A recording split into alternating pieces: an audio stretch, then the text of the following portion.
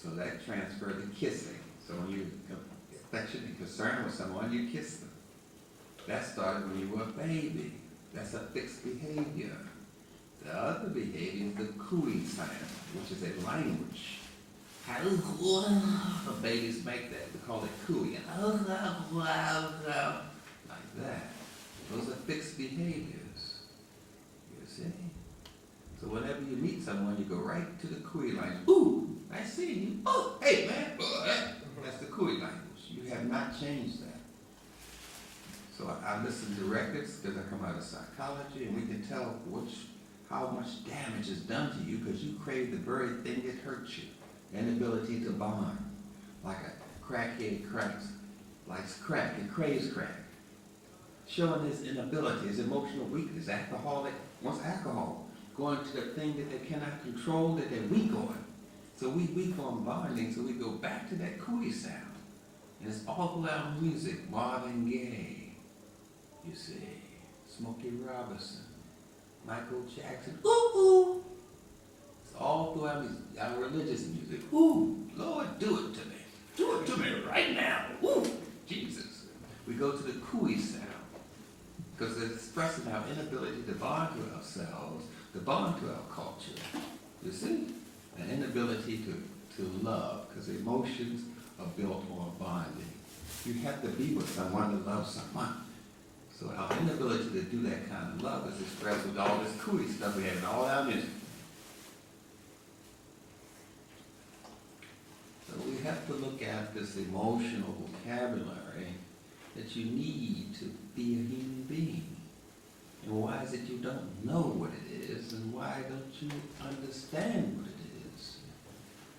That's why we eat what we eat, because we're emotionally damaged. There's certain food that you can sell in New York that you cannot sell in South America. You have to know the emotional makeup of New York and market to that New York personality. We call it grids in military science. Social grids, we call it. Like you have on a globe, you have a latitude and longitude. We do gridding mapping, which you call matrix today, which has nothing to do with matrix at all. It's gridding mapping, how you connect one emotion with another.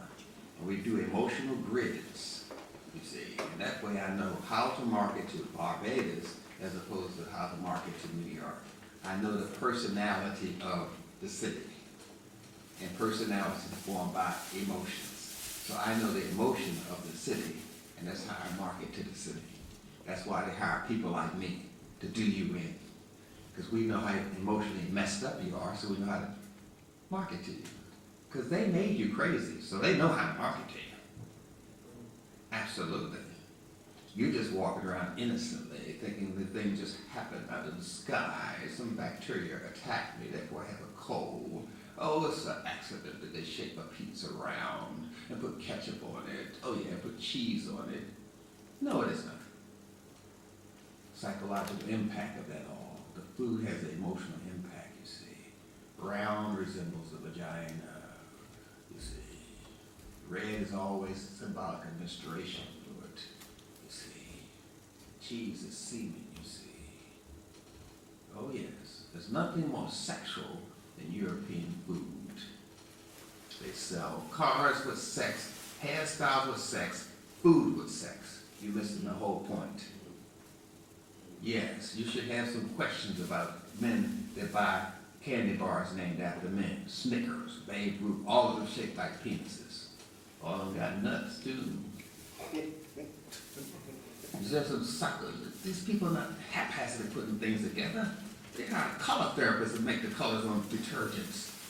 They got psychologists that put this thing together. They're not accidentally. When you look at a commercial, you're looking at 7 or 10 PhDs coming at you at one time.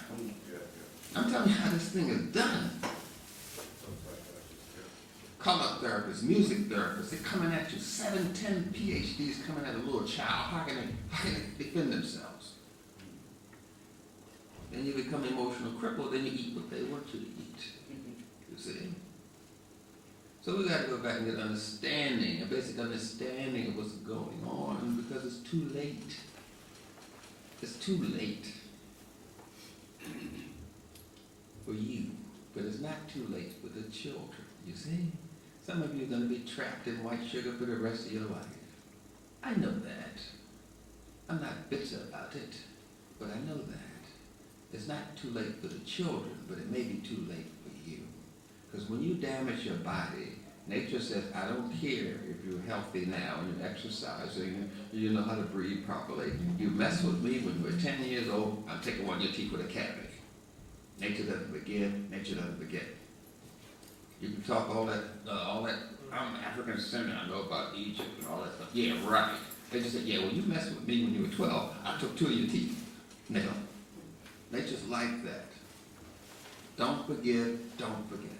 So it's too late for your teeth. That's all I'm saying. You already lost them. It's too late. But it's not too late for you to get the understanding so you can show a better way for the children. That's all it's about, the children. Providing a better future for them. No matter what you think it's about, but it's about the children. A basic understanding. You have arthritis. You have rheumatism. You have diabetes mellitus. You have fibroid tumors. You have prostate disease. You have all of these diseases. Where are they coming from? Why didn't the slaves have all of them? Why didn't the slaves have all of them?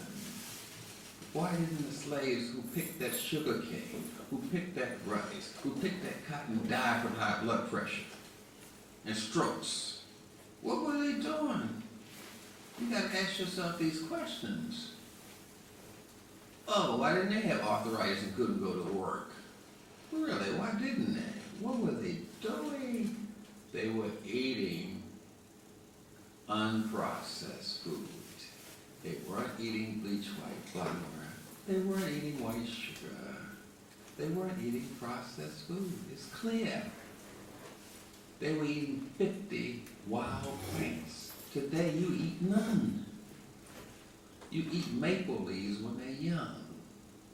You can eat grape leaves when they're young. We can eat dandelion leaves. You can eat poke leaves. White folks say you can only eat what I sell in the store. Don't go to get that wild stuff. It's uncivilized, you see. You want to eat civilized food, eat some broccoli. What? No. They were eating over 50 wild. You can eat maple bark. You can eat slippery elm bark from the elm tree. You can eat that. You can make a soup out of it. But it's not sold in the store. We don't eat it. Because white folks say, only eat what master sell in the store. Don't eat with that stuff out there in nature. You can't trust nature. You see? No. That's why they weren't getting all these diseases that you were getting, because they were eating natural food, unprocessed. You see? Yeah, that's what was going on. What happens when you process a food is the question. When you eat a processed food, it processes you. Very simple. What are they doing when they process the food? You pick this grass called sugarcane. Papyrus is a grass, by the way. Wheat is a grass. We eat a lot of grass. Seeds from grass, which is a fruit by definition. Maybe we got to know what fruits are, perhaps. The fruiting part of a plant. The part of the plant is used to reproduce is called a fruit. The root is not a fruit. The stem is not a fruit. The leaf is not a fruit, so what's left has to be the fruit. If you have corn, the root is not a fruit. The stalk is not a fruit. The leaf is not a fruit. What's left